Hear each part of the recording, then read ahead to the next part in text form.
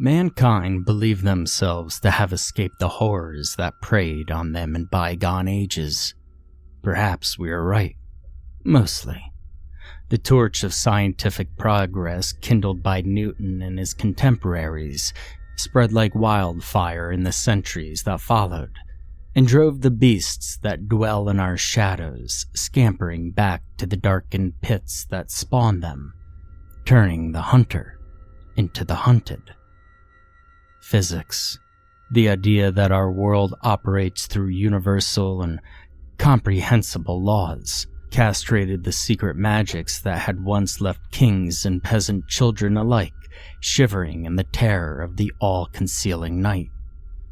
Darwin and his concept of evolution banished the ancient monsters with such speed and determination that Hercules himself would have been envious. But there are still places in this world where the light hasn't reached. A number of sand tribes, commonly known as Bushmen, in Nambia, speak of the Bone Eaters, a tall 7 to 8 foot gray, lanky bipedal creature with lean yet protruding muscles capable of tremendous speeds. Large rock hands that taper into sharp, nailless points with bulbous knuckles and joints. Hollow, deep-set sockets holding round white eyes that roll about in them like a billiards ball.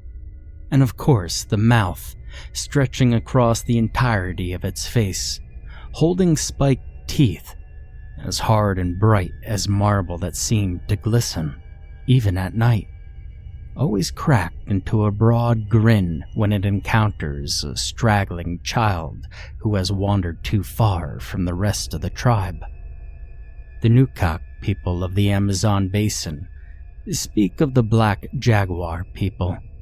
Little is definitely known about them, save for the resemblance between their black fur, retractable claws, round pinprick eyes, and those of their namesake. Their ability to shift between a bipedal and quadrupedal stance, and their propensity for hunting nearly everything, including humans foolish enough not to guard their campsites at night. Again and again, anthropologists hear tales of night sentries looking on in terror as bright eyes, first 2, then dozens, circle and dance about the periphery of their encampment. Hellish yowls and hisses cut through the air, followed by panicked shouts and the chaos of men brought into the waking world by their greatest fear. And then, in a brief moment that seems an eternity to those caught within it, silence. The inevitable return into the veil of night.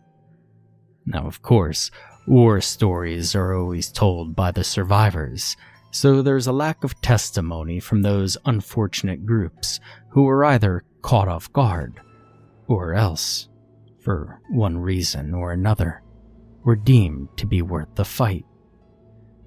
There are also tales of hunting parties finding one of their neighboring tribes eviscerated, stripped of flesh and meat, and left to rot in the coming sun. But these stories will have to wait for another time. I come to you not with the tale of some hidden crevasse deep in the heart of the wilderness, but of that endless sprawl that surrounds all of humanity's achievements, the last great uncharted territory, the ocean.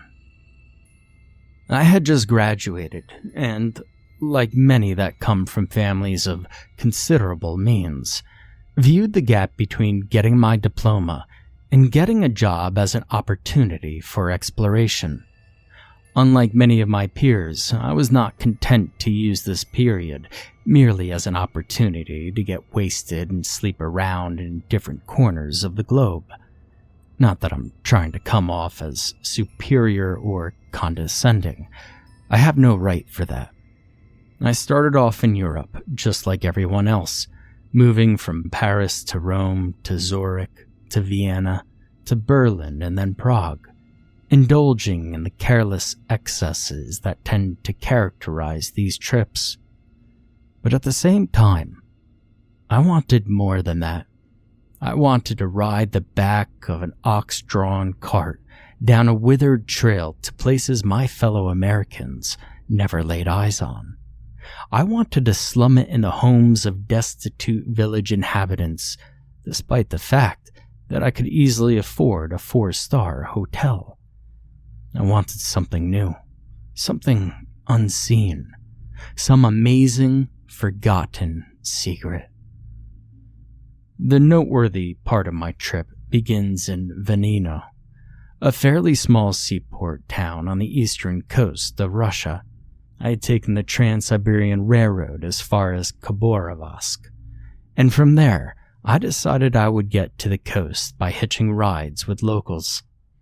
It was the mid-90s, and the collapse of the Soviet Union was still reverberating through the economy, which meant that everyone from corrupt bureaucrats in imported cars to farmers with mule-drawn carts were more than willing to light my pockets of those heavy francs and Deutschmarks.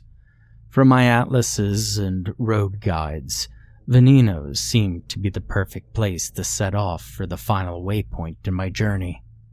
Japan. It was small and far enough from the railroad to be empty of other tourists. Despite this, it had a moderately large seaport, and its proximity to the impossibly large forests of Siberia meant that at least some of its outbound ships were likely en route to help satiate Japan's monstrous hunger for foreign timber. While this ended up being the case, it was a bit harder than I thought to secure transport. Looking back, I can't believe how stupid and brazen my approach was.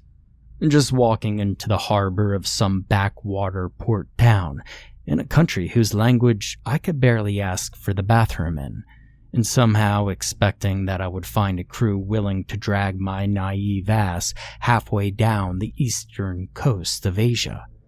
However, the Russian economy was in shambles. People really were desperate, and I was lucky enough to find someone who wasn't quite so desperate as to simply rob me for all the promised money. Then again, the way things turned out, perhaps I would have been better off getting beaten within an inch of my life, separated from all my assets, and left to die in a town unconcerned with the well-being of some obnoxious foreigner. I met Ki Sai in a bar not too far from the harbor. I had spent many hours in that tavern, a fairly typical Russian bar with wood paneling, high tables, and way too many pictures hanging in way too close proximity to each other. I had refined my intelligence-gathering technique until it began to take on a ritualistic quality. I went through the motions of this ritual as I always had. Buy him a drink first to warm him up to the idea of chatting with an American. Find out if he speaks any English, if he works on a boat, and where he is heading. He was short, even for a Southeast Asian, and judging from his attire, had done quite a bit of traveling. He wore a thick red-brown coat that was scuffed, stained, and disheveled, yet clearly hard-wearing, with no visible rips or patches despite the obvious abuse it had suffered, and an equally battered pair of American jeans. I found out that he was from Singapore, spoke English, and was a deckhand aboard the Twilight Runner. He didn't seem to particularly enjoy the company of Russians, which accounted for the relative ease in which we struck up a conversation. 7 beers and countless tales later, accounts of our respected travels, growing louder and more dramatic with each empty glass, and I finally had the nerve to bring up my predicament. As it turns out, he was heading to Nagoya on a small timber ship with a crew of 11 other men. I told him I was looking for transit to Japan. I had plenty of money, and that I would make it worth his and his captain's while if they could find some room for me. He warned me that the conditions on board were less than ideal, and I assured him it wouldn't be a problem. He told me to meet with him tomorrow at the same place. He didn't show up until almost 10 o'clock the next night. I was on the verge of giving up and going home when I finally saw a tiny figure in the doorway. We locked eyes and he walked over to my table. I ordered him a beer and listened to what he had to say. The captain accepted my offer. They were leaving in 2 days. One of the deckhands had some medical issues and wasn't capable of making the trip, and so his bunk was going to be open anyways. I was to arrive at 6 a.m. on Monday, ready to embark. The Twilight Runner was a fairly standard, if almost absurdly old, though this is also fairly standard among Russian ships, timber carrier. About 250 feet long and 40 feet wide. It had large cranes on both the bow and stern of the ship, as well as a second, smaller crane at the very tip of the stern. The majority of the interior was used for timber storage. 2 large compartments, one for each crane, were on either side of the ship. Between them was a small section with the bridge above deck and the crew quarters below. Besides Key and myself, there were 10 other crew members. There was Vlad, the captain, a man with thinning hair whose hard-staring, sharp voice put him somewhere between distinguished and despotic. MacCallum was the chief mate, an older man in his mid-60s by the look of him. He seemed frail compared to the rest of the crew, though if you saw him surrounded by members of his own age group, he would probably strike you as robust. Zakar, the second mate, looked about 40 with a fairly average height and build, and depending on the time of day, there would either be a slight tremble in his hands, or else a faint redness in his cheeks. Where I would often see Vlad and MacCallum debating with each other, Zakar took his captain's words with an infallible truth, and was often seen trailing behind him like a hungry dog. The crew quarters were divided into 3 rooms with 2 bunk beds in each. The man whose spot I was taking was bunking with Alex, Y, and Rodion. Alex was the chief engineer. He had neatly cut brown hair and a nose you could tell had taken more than a handful of punches. When sober, he had a short, direct manner of speaking, but once he had a few drinks in him, he would oscillate between hostility and awkward sentimentality. Y, the second engineer, was from China. He was slightly taller than Key, standing at maybe 5'6", and possessed a relentless energy. He would spring rather than stand up from a chair, and walked around the deck as if he were always on an important errand. He seemed legitimately interested in me and my homeland. I may have been the first American he ever laid eyes on. However, his command of Russian was only a few rungs above mine, which made communication problematic. Rodion was the tallest crew member, maybe 6'3", and despite his positions as a wiper, he had the large muscular build of the deckhands. He had an aura of detachment about him, however, especially with regards to me. Despite sharing a bunk, we spoke to each other maybe 3 times in those first few days, with me trying to either break the ice or address some practical concern in broken Russian, and him giving a 1 or 2 word reply, and then moving on. Whether it was because I was a wealthy outsider, or because that was just his approach to new people, I can't say. Though I would occasionally observe him in animated conversation with Georgie late in the evening. The rest of the crew comprised of Georgie, the boatswain, as well as Victor, Ganzerig, and Uruguay, who were deckhands. I'll spare you the details of each, only noting that Georgie and Victor were Russian, while Ganzerig and Uruguay were Mongolian. Of the crew, only Key and MacCallum spoke English, so my communication with everyone else was pragmatic in nature. I came aboard at the appointed time, careful not to disturb the loading process as I heaved my pack into my room and prepared for the voyage to come. I sat on my bed, debated going up and offer my assistance, but eventually decided I would probably be more of a nuisance than a help. I ended up just kicking up my feet and waiting for the final preparations to be completed. Within an hour or so, the wood was loaded, the gangplank was up, and we were out on the open ocean. The first few days were uneventful. I tried to stay out of the way as much as possible, reading in my quarters while the crew went about their business. In the evenings, I would sit in the dining area and occasionally chat with Key and MacCallum. Key would typically entertain me with stories of his adventures, while I sat there taking it all in like an eager 8-year-old. MacCallum had many stories as well, but unlike the bravado that dripped from the Singaporean's words, MacCallum's voice possessed a sort of desperation. He had seen it all, and the weight of his lifetime on the high seas had left him hunched and wary. Still, I enjoyed talking with him, finding a certain folksy charm in his stark stories and pleasant superstitions. On the morning of the 4th day, the fog hit. It was unbelievable. The kind of fog that Eliot wrote about in Prufrock, with a thick, overpowering presence that you could almost feel rubbing against your skin. There was some debate among the officers as to how to proceed. Vlad felt that, given how far we are out at sea, it was safe enough to rely solely on their instruments, without having to fear running aground. MacCallum disagreed.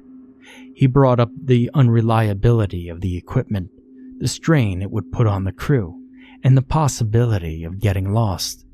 But mostly, he spoke of omens, of tales picked up in the decades he spent far from the sight of land. He spoke of ships pressing through such fogs and never returning, and unspeakable horrors recounted by those few who did. Vlad made a show of dismissing such claims, trying to keep a stoic expression as he quipped some offhand rejection in his native tongue. Even then, however, I could detect an ever so slight quiver in his voice, as if it were the protocols of masculinity and not his calculating judgment that urged him forward. He gave the order to sail on. 3 hours later, we began to hear the screams. I was reading in my bunk when the horrible wails of what sounded like a young girl cut through the air with such intensity that my body shuddered in response. I ran up to the deck to see what had happened, and the confused voices and faces staring into the distance confirmed what I had feared. The voice had not come from the ship, but from below. Somehow, the fog had gotten even worse than before. I could barely see the silhouettes of people standing 10 feet in front of me. The confused voices began to get angry, and after a few minutes, they were on the verge of yelling. I waited for a lull in the conversation to ask Key what was happening. He informed me that the crew had become divided over what to do, with one faction, led by MacCallum, urging that we abandon everything and turn around. Another, led by Alex, proposed stopping the ship and trying to mount a rescue operation. The third group, led by Vlad, argued that we should press our way through the fog as quickly as possible, that we would be free of it sooner if we kept going than if we turned around, and that we were so far away from the girl that by that point, even if the fog lifted immediately, we would still have no hope of finding her. While Key was explaining this to me, Zakar came rushing down from the bridge. According to Key, he had attempted to send a distress signal alerting the authorities to the stranded girl, but wasn't sure if he succeeded. The radio appeared to be functioning properly, but there was no response to his distress signal. Furthermore, most of the navigational equipment was malfunctioning, giving readings that were absolutely impossible. Immediately, the raised voices transformed into a full-blown screaming match, with each side taking the new revelation as proof of the righteousness of their plan. Eventually, Vlad used his position to overrule the dissenters, and again gave the orders to push on. This time, however, there was open dissension in the air, and I didn't need to speak the language to hear it. Onward we drifted into the infernal shroud. Silence fell over the ship as the crew paced about nervously, gazing off into the murky gloom, seeking out some cause for the sense of doom that hung over us as palpably as the fog itself. It did not take long for the ocean to give its answer. Those screams. Those horrible screams. At once roaring with untold power and yet quivering with all too human pain. It was as if every minute permutation of human suffering joined together in a demonic cacophony. Men well versed in the pains of violence and hunger fell to their knees like innocent children, tears bursting from their eyes and fear erupting from their mouths. Up and down both port and starboard side we ran. The cries seemed to have no definite origin, yet we somehow knew their source lay right below us. Suddenly there was commotion at the other end of the ship. I ran over and saw Victor and MacCallum in a ferocious argument. Inscrutable words drenched in fear and rage flew back and forth as the fight began to shift to one of words, to one of blows. Victor suddenly dashed towards the railing. Georgie and Uruguay tried to restrain him, but swift elbows sent them reeling backwards, and in an instant, he was gone. MacCallum shouted orders as I ran to where he had jumped. The waters below were empty, save the ever-present swell of waves. Lengths of rope were knotted into what my sea-worthless eyes would call a modified noose, or else tied to one of the two life-preservers. Looking over the port railing, I saw a figure bob up to the surface, motionless, excluding the ocean's sway. I shouted out, and Key echoed my words in Russian as the whole crew charged across the deck. Ropes were hurled into the water. First came the life-preservers, but when there was no attempt to grab on, everybody began to toss what they had into the water. Now, whether it was luck, skill, or something sinister that caused Ganzerig to effortlessly catch his knot around the figure, I cannot say. But he did. And so we grasped the rope, and we all began to pull. Now looking back, there was one thing that strikes me about this rescue operation. And perhaps we were all too caught up in the madness of the moment to think about it. Perhaps the fog was too thick for us to notice. But I find it shocking that nobody realized, as we rushed about, trying to save our fallen comrade, that Vlad and Zakar were sitting in the bridge, ignorant of what was transpiring. It did not occur to anyone that as we scrambled to save that lone figure floating alongside us, that our ship was speeding through the fog. It was not Victor who we hauled onto the deck, but a woman. We dragged her up, and as she crested the railing, a sense of trepidation grew within us. At first, we were not precisely sure what was wrong with her, though there was no doubt that something was amiss. Georgie pushed through the crowd, dropping to his knees to attempt first aid, but the moment he saw her up close, he fell backwards and he began to tremble. A wave of shock rolled through us one by one as we got close enough to see her. her face. My God, her face. That nightmarish visage was burnt into my mind the moment that I had laid eyes on it. Barely a night goes by that does not see me shooting up from sleep, drenched in sweat. Every awful detail recreated in my dreams exactly as it had appeared before me on that light-veiled day. The facial expression of horror exists at the most extreme limits of human body language. Every muscle on the face is stretched to an extreme degree. The eyes are open, but unlike the expressions of interest or surprise, in which the surrounding musculature stretches out vertically when we experience horror, our muscles stretch back from the eyes in every direction, as if the very face itself is trying to escape from what its eyes are seeing.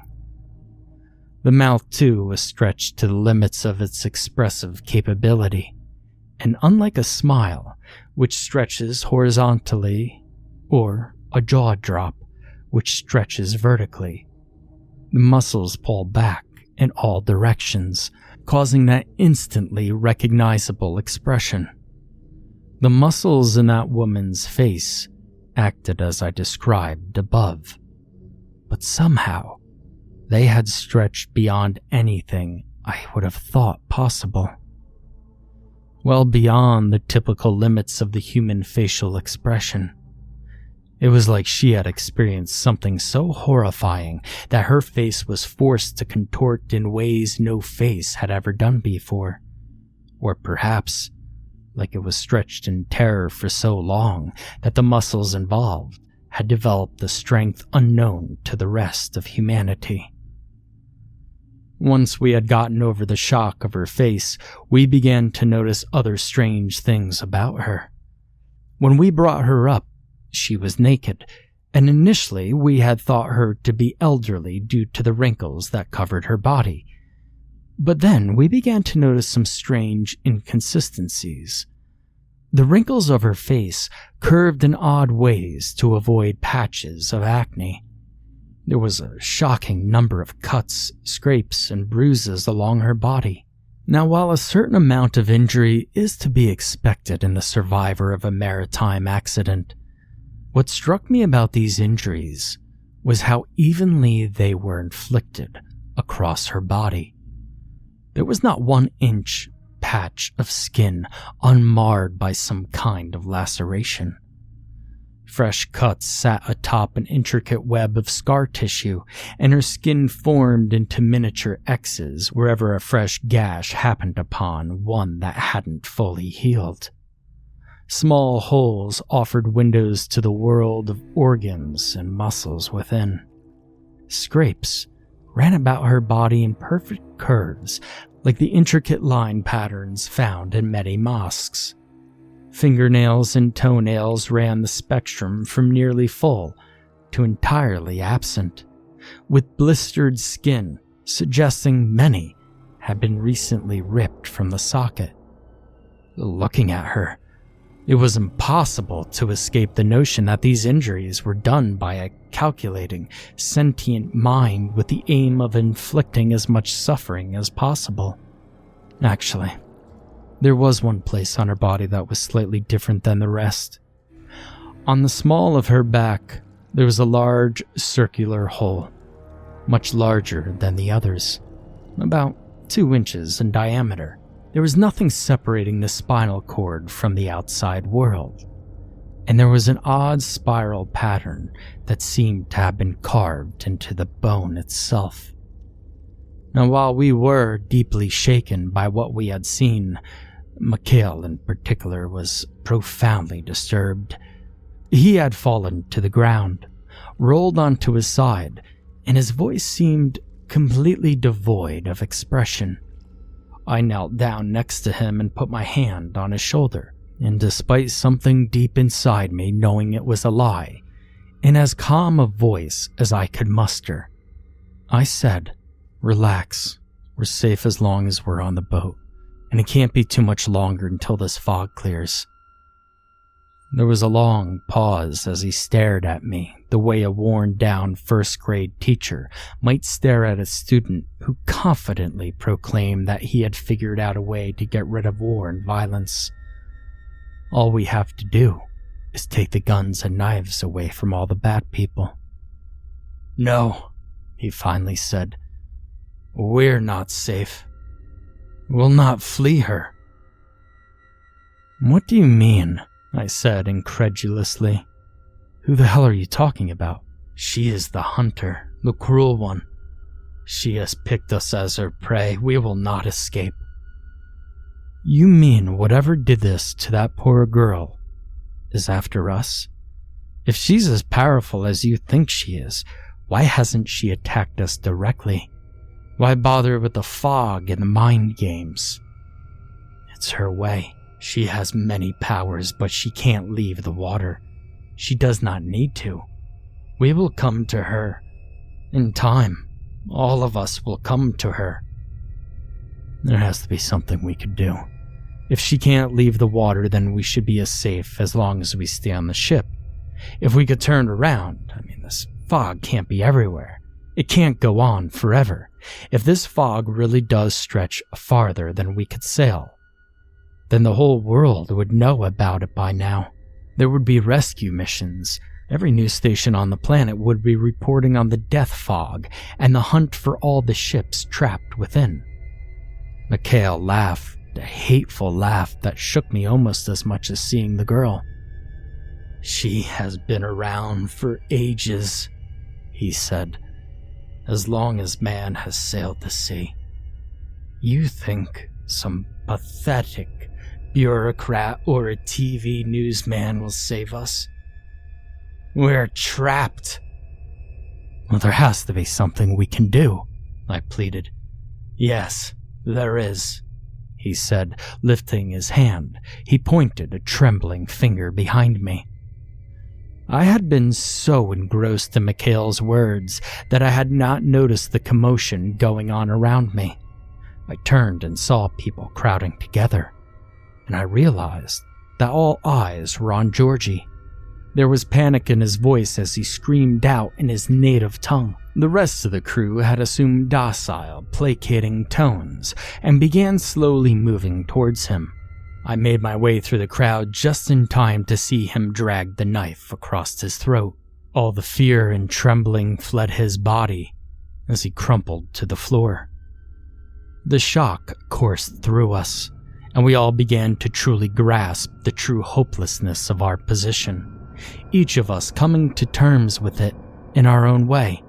Alex and Norgwai by walking away for a moment of solitude, Rodion by weeping atop Georgie's lifeless body, Ganzarig by screaming into the uncaring and all-consuming fog, and the rest of us stood motionless, like a rat in the talons of an eagle, utterly aware of the futility of struggle.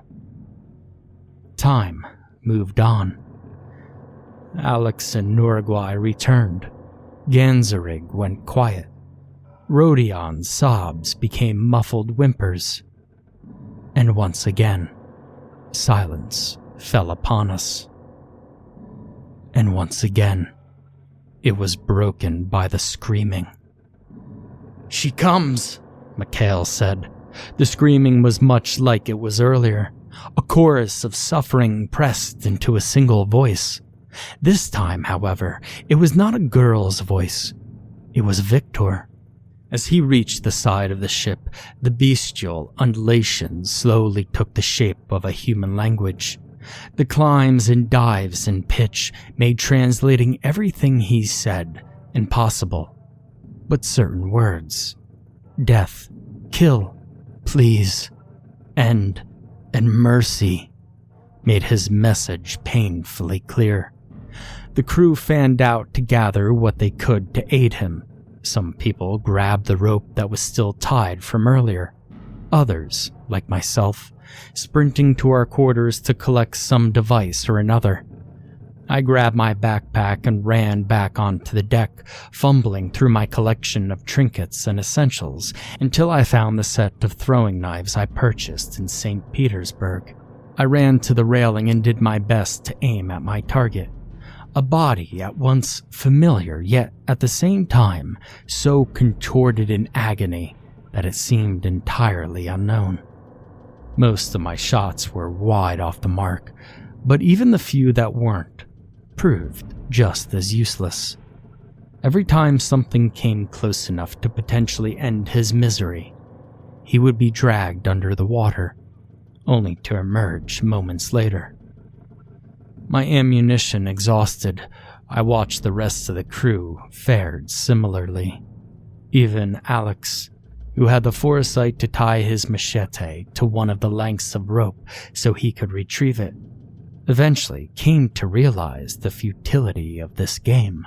When he realized his best chance was try and sever the long tentacle hooked into Victor's back, the creature moved him 15 feet or so further from the ship, enough to ensure a fatal loss of accuracy, but not enough to deaden the screams. With all hopes of releasing our friend from his suffering evaporated, our crosshairs turned towards easier targets. Rodion began raving, and within moments, Key told me we were going to storm the bridge and turn the ship around by force. As we crowded around the top of the stairs, we realized that Vlad and Zakar had barricaded the door.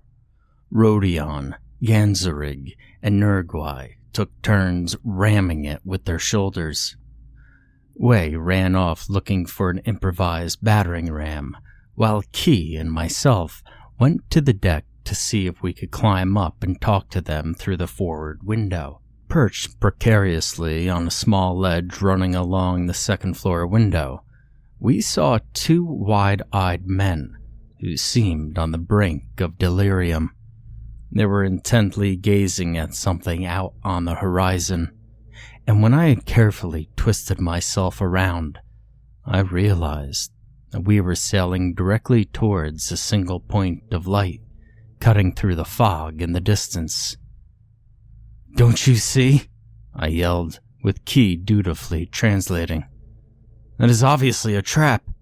A furious burst of Russian, followed by Key Sai's English rendition. "We will be free. This nightmare will be over. There's a lighthouse ahead or a rescue ship, no doubt. No, she's toying with us. This is all part of her mind game. For the love of God, don't sail towards the light. They're gonna rescue us. They must have been sent when they heard our distress call." For all we know, our distress call never even went out. None of our equipment has worked since we've been stuck in this fog. "They're coming to rescue us. You'll see. You'll thank me when this is over." This continued for some time. Eventually, we realized that there was nothing we could say to get through to them. We climbed down and walked over to where MacCallum had stayed and laid down next to him, resigned to our fate. Victor's scream began to die down, or else we were just too numb to notice them as the light grew larger and larger. The continuous banging let us know that the efforts to break down the door had been just as pointless. I turned toward the sky, trying to see if I could get one last look at the late afternoon sun, but even this was foiled by the merciless fog. Somehow, I began to feel tired. My eyelids drifted closer and closed. I wondered how long it had been since I had last slept. I was awakened by a roaring symphony of destruction, metal being cut apart, various components of the ship clanging into each other. The death wail of vengeance. I didn't realize I was in the air until I came crashing into the forward railing. I looked up and saw hundreds of rocks towering over me. They were shaped like spikes, 4 feet in diameter at their widest, shooting out of the water at various angles, some of them stretching 40 feet above me. I quickly realized that the ship was pinned to its mangled position by the vertical spikes, while the angular ones had gutted their insides. Blended into the clamor of the sinking ship were even more screams, It was just not Victor this time. With panic radiating through my body, I realized that not everyone was lucky enough to have been saved by the railing. I sat up, scanned my surroundings, and noticed that both Key and MacCallum were nearby, apparently having hit the rail 5 to 10 feet from where my body had battered it. As I sat up, I heard a commotion further down the ship. I watched as Vlad and Zakar sprinted out from the stairwell and realized they were taking off towards the free-fall lifeboat. I jumped up, called out for Key and MacCallum to follow, then took off toward the stern, with the two of them close behind. I watched as another 2 figures emerged from the stairwell in pursuit of the captain. It was Wei and one of the Mongolians. They were about 50 feet ahead of us, and by the time we rounded the corner, they were already struggling with Vlad and Zakar, who were now inside the raft. Nurgwe was at the doorway, attempting to both hold the door for the rest of us and stop Zakar from engaging the drop switch. Wei was right behind him, jittering and trying to figure out if there was anything he could do. Rodion's expression indicated that he had just come to as he sprinted around the opposite side of the craft while struggling to draw comprehension out of the confusion. Wei yelled something, and he came charging towards them just as Vlad pulled Nurgwe into the lifeboat, slamming the door behind him, and pulled the release. It went flying, slamming into Rodion on its way into the water and dragging him into the ocean. By the time we got to the water's edge, there was no sign they had ever been there. We didn't have any time to mourn their loss. Within moments of their departure, the ship let out a deep, creaking wail. We fanned out along the railings, trying to better assess the situation, but there wasn't enough time. The Twilight Runner had cracked about 30 feet aft of the center, and the deck was rapidly tilting backwards. As I cursed myself for not saving one of my knives, the remaining crew began shouting in Russian, and suddenly, Key yelled that some of the timber bundles were drifting out of the exposed stowage, and that if we hurried, we might be able to make the jump. I took off towards the split, and realizing I wouldn't have enough time to scope things out, used my remaining momentum to make a leap of faith into the abyss. My knees were the first to connect with the hardwood, acting as a pivot for momentum to transfer towards my face, which cracked the timber when the two inevitably met. I spent the next few moments in a daze, oblivious to the chaos that surrounded me as I assessed the damage. My nose was badly broken, and one of my front teeth was hanging on by a thread. I mourned the loss of my first aid kit until I went to lay down and felt my backpack propping me up. I dug out the kit, stuffed some gauze into my nose, and then laid back and rested my eyes for a moment. The remaining daylight was almost gone when I reopened them. With a slightly clearer mind, I began to seriously assess my situation. There was no sign of the ship, the rocks, or anything but endless water, though this was hardly surprising, given the ever-faithful fog. What did surprise me was that I thought I could hear voices in the distance, ones that were not wailing in agony but seemed to be talking. I yelled out and heard both Key and MacCallum answer back.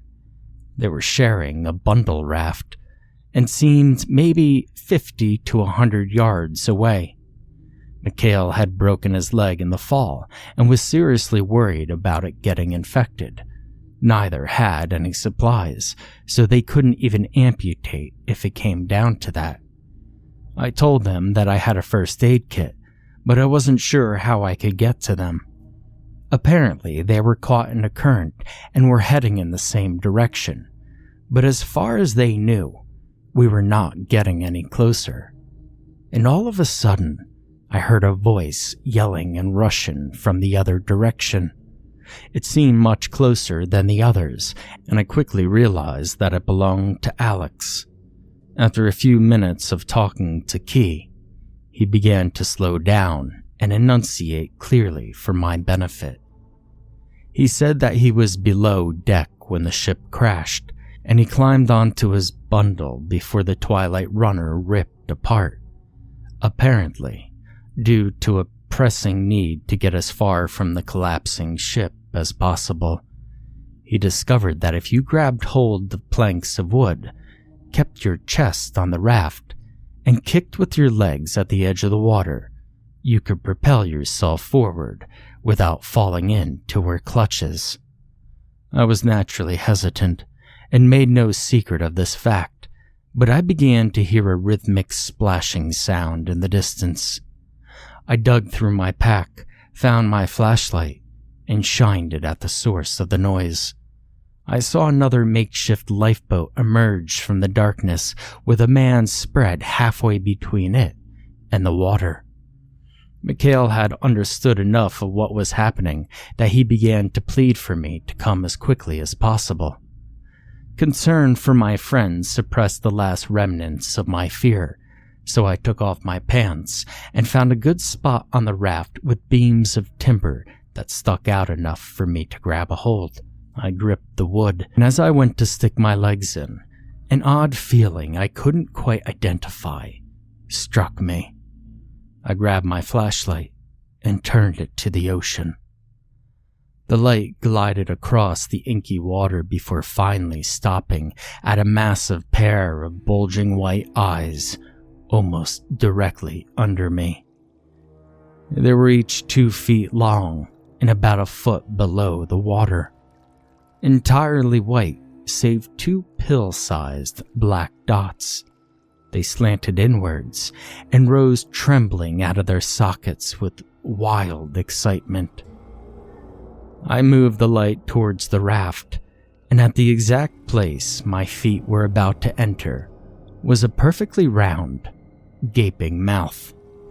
Its lips stretched to the water's edge, were peeled back, revealing layers of jagged, hooked teeth that wound their way down to the gaping chasm.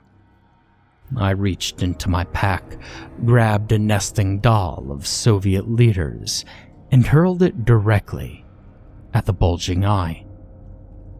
She let loose a high-pitched, clicking cry and darted off, propelled by webs made out of hundreds of fan-shaped fins connected to her upper body.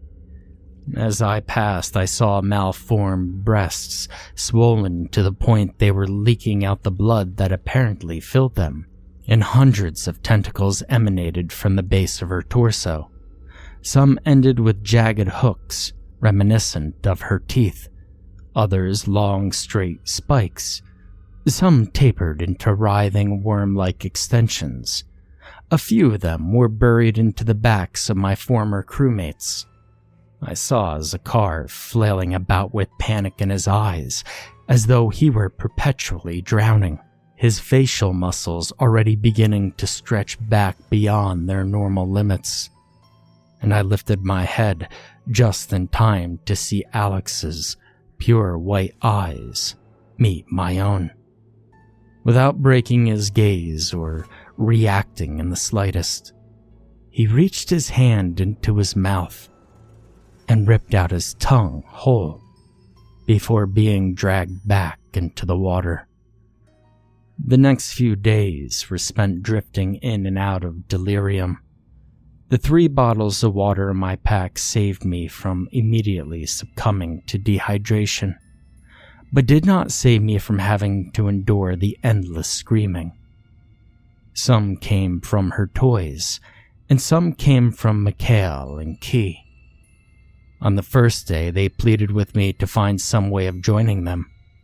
On the second day, they ran down curses on me for abandoning them, and on the third day, they went silent. Early on, I tried to reason with them, to tell them there was nothing I could do. But when men stand at the brink of death, reasons begin to lose its power.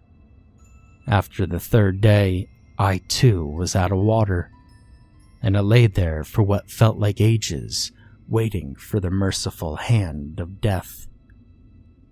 When I first heard the helicopter, I chalked it up to another auditory hallucination. I didn't fully accept its existence until I felt the warm hands of the rescue crew lifting me onto the stretcher. After I recovered some of my strength, I worked up the courage to ask them about MacCallum and Key. I didn't hold out much hope for their survival, but I figured the least I could do was ensure they had a proper burial. When I asked, the co-pilot gave me an odd look, and when I inquired further, he told me, "You were the only one. We checked all the other wood piles and they were totally empty. No clothing, no waste, no sign that anyone had ever been there at all."